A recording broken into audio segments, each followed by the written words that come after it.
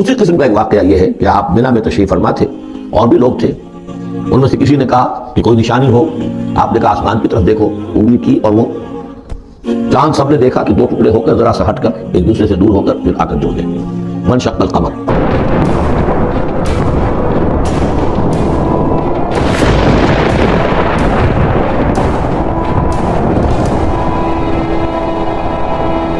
یہ سب جادو ہے.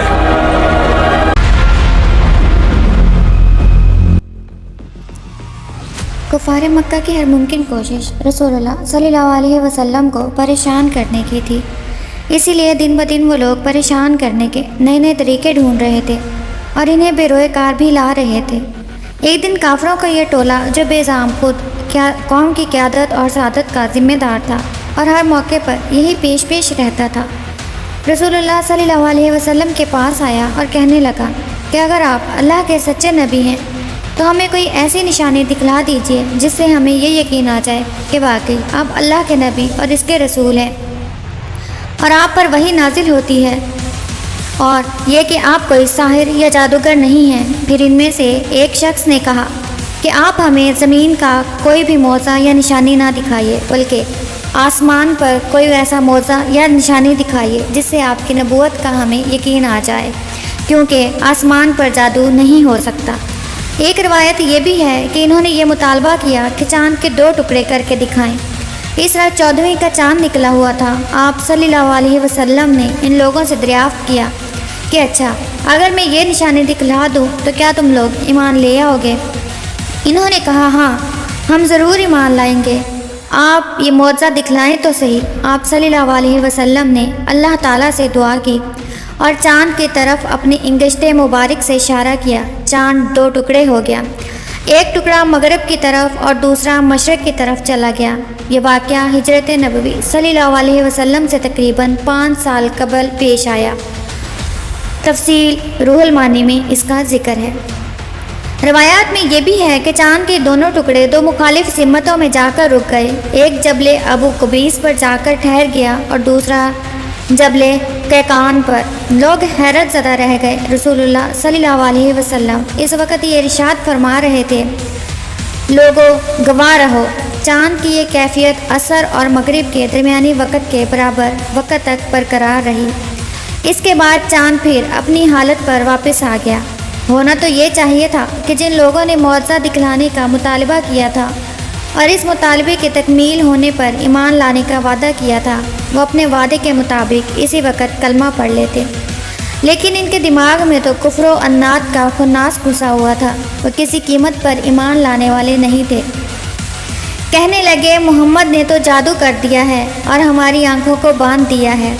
پھر خود ہی یہ بھی کہنے لگے کہ جادو ہم پر تو ہو سکتا ہے لیکن جو دور دراز کے علاقوں میں رہتے ہیں ان پر تو نہیں ہو سکتا.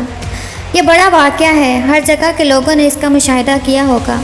باہر سے آنے والوں کا انتظار کر لیتے ہیں، اگر وہ بھی اس واقعے کی شہادت دیتے ہیں تو ہم اسے تسلیم کر لیں گے، ورنہ اس کے جادو ہونے میں کوئی شک و شبہ نہیں. چند روز کے بعد باہر سے آنے والوں کا سلسلہ بھی شروع ہو گیا. چنانچہ جس شخص سے بھی یہ پوچھا گیا کہ کیا اس نے فلاں دن چاند کو 2 ٹکڑوں میں تبدیل ہوتے ہوئے اور پھر یکجا ہوتے ہوئے دیکھا ہے، اس نے یہی کہا کہ ہاں میں نے دیکھا ہے. اس سے معلوم ہو گیا کہ یہ معجزہ دور دور تک دیکھا گیا تھا. ان شہادتوں کے باوجود وہ لوگ ایمان نہیں لائے اور انہیں ایمان لانا بھی نہیں تھا. ایمان ان کی قسمت میں تھا ہی نہیں. اس تاریخی معجزے کے بارے میں قرآن کریم کا یہ ارشاد ہمارے لیے سب سے بڑی حجت ہے. قیامت قریب آ پہنچی اور چاند شک ہو گیا. سورۃ القمر. علامہ ابن کثیر نے اس آیت کے حوالے سے اس بات پر امت کا اجماع ذکر کیا ہے کہ آیت نبی کریم صلی اللہ علیہ وسلم کے معجزے شق القمر کے سلسلے میں نازل ہوئی. اس سلسلے میں روایات بھی اس قدر کثرت سے ہیں کہ علامہ سبکی نے انہیں متواتر کا درجہ دیا ہے.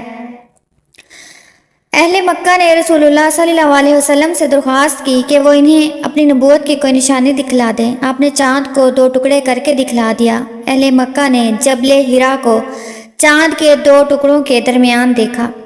اسی طرح کی ایک روایت حضرت عبداللہ بن مسعود رضی اللہ تعالیٰ عنہ سے بھی روایت ہے کہ رسول اللہ صلی اللہ علیہ وسلم کے زمانے مبارک میں چاند کے 2 ٹکڑے ہو گئے جس کو سب نے دیکھا.